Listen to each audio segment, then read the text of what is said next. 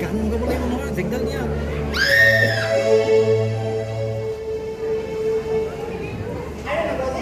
তুমি কেতিয়া আহিলা? সংগঠনৰ কেলেণ্ডাৰ এখন আনি দিলোঁ আপুনি একাউণ্ট মানে কিবা কৰি পঠাৰ বাবে চাগে গমেই নাপালে মামী মোক সংগঠনৰ প্ৰেচিডেণ্ট পাতিছে নহয় আৰু ফটো এখনো দিছে আৰু আমি বাচ্চাৰ ফটোখনো বেছ মৰম লগা নহয়নে মামী কি হ'ল মামী মই এনেকুৱা সৰু ল'ৰা-ছোৱালীৰ ফটো চাবই নোৱাৰো জানানে নাই নহয় আমাৰ ঘৰত তুমি এনেকুৱা সৰু ল'ৰা-ছোৱালীৰ ফটো ফটোৰে দেখা নোপোৱা চৰি মামী মই আচলতে কথাবোৰ পাহৰি গৈছিলোঁ এক্সিডেণ্টত ভিডিঅ' আপোনাৰ সেই সৰু ছোৱালীৰ কথা মনত পৰি গ'ল এনেকুৱা সৰু ল'ৰা-ছোৱালীৰ ফটো দেখিলে মোৰ চেৰেং-চেৰেংকৈ মনত পৰে তাই বৰ মৰম লগা আছিল কম ঘূৰাইছিলহে মাথো কিয় জানো ভগৱানে এনেকুৱা কৰিলে নাজানো আচলতে মই মানুহজনীয়ে লক্ষ্যণী মোৰে কিবা কুদৃষ্টি পৰিছিল চাগে নহ'লে মোক জীয়াই ৰাখি মোৰ মানুহজনৰ লগতে সেই কণমানি ছোৱালীজনীকো বাৰু মাৰি দিব পাৰেনে ফটোখনলৈ যোৱাচোন ঢকুৱাৰ দুদিনমানৰ আগত উঠিছিলহে মাথো ইমান ডেকা মানুহজন মোৰ চকুৰ আগতে জানানে পাহাৰীয়া এঢলীয়া ঠাইত গাড়ীখন ৰাখি লৈছিল আমি পিকনিক খাই ঘৰলৈ আহিবলৈ ওলাইছিলোঁ এওঁ মাইনাক লৈ গাড়ীখন আনিবলৈ গৈ গাড়ীখন ষ্টাৰ্ট দিয়াৰ পাছত আগলৈ আহিবলগীয়া গাড়ীখন হুহুৱাই পাছলৈ আহিবলৈ ধৰে পাছত দ খাই তলে এখন নদী উভৈ গৈছে মই ইমান চিঞৰিলো নাই মোৰ চিঞৰ নুশুনিলে মোৰ চকুৰ আগতে গাড়ীখন তলত পৰি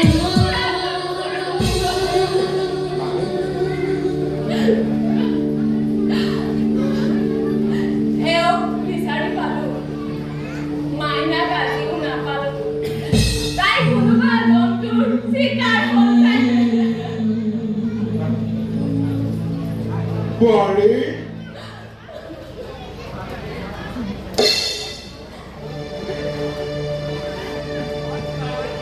তুমি কান্দিছা তাৰ মানে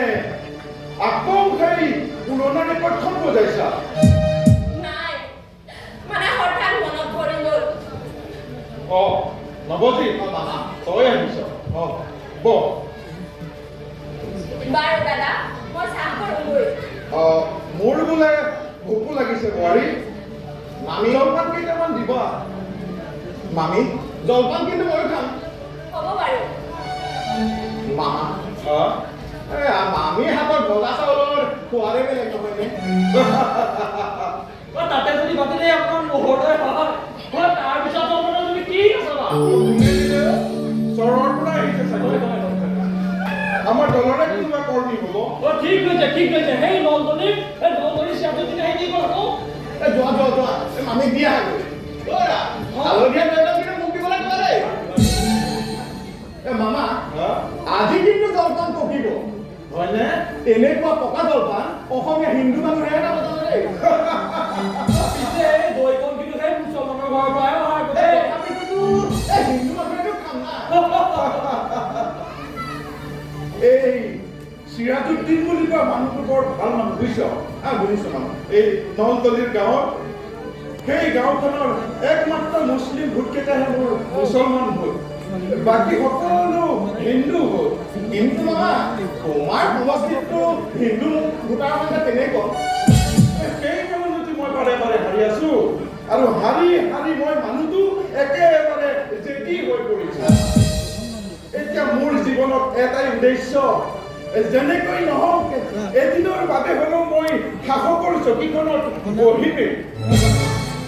এই ৰাজনীতিৰ কাৰণেই মই ঘৰ সংসাৰৰ কথা চিন্তা নকৰি ভাইটিৰ এক্সিডেণ্টৰ পিছত বোৱাৰীজনী পাগলৰ দৰে হৈছিল তাইৰ চিকিৎসাৰ নামত। জানে নহয় মামা, আপুনি ইমান পঢ়াৰ পাছতহে মামী আজি এইটো অৱস্থাত জীয়াই আছে। পিছে মামা, এই সৰু মামাৰ এক্সিডেণ্টটো বাৰু ক'ত হৈছিল? বেছি দূৰত নহয়, আমাৰ ঘৰৰ পৰা 25 কিলোমিটাৰমান গ'লে সৌখন মেঘালয় সগৰা বুলি এটা খুব সুন্দৰ পিকনিক স্পট আছে। মনত পৰিছে। পিছে মামা, সৰু মামা মৰা বুলিতো পথ ওলাল, কিন্তু সেই সৰু ছোৱালীজনী মৰা বুলিতো একো প্ৰমাণেই নোলাল। বহুত বিচাৰিলো কিন্তু নাপালো। শেষত বনৰীয়া জন্তুৱে খোৱা বুলি ধৰি যোৱাৰ বাহিৰে আৰু উপায় নাছিল। কিন্তু মামা, তাই যদি ক'ৰবাত কেনেবাকৈ এতিয়াও জীয়াই আছে। কি জীয়াই আছে? ভগৱানে যদি তাইক জীয়াই ৰাখিছে, তাই এতিয়া চাগে গাভৰু হ'ল। তেতিয়া তাইৰ বয়স মাত্ৰ 2 বছৰ। এতিয়া তাই 22 বছৰীয়া হ'ল। চঞ্চলা গাভৰুজনী হৈ চিত্ৰখিলিৰ দৰে জঁপিয়াই মনৰ আনন্দত তাই নাচিব পৰা হ'ল।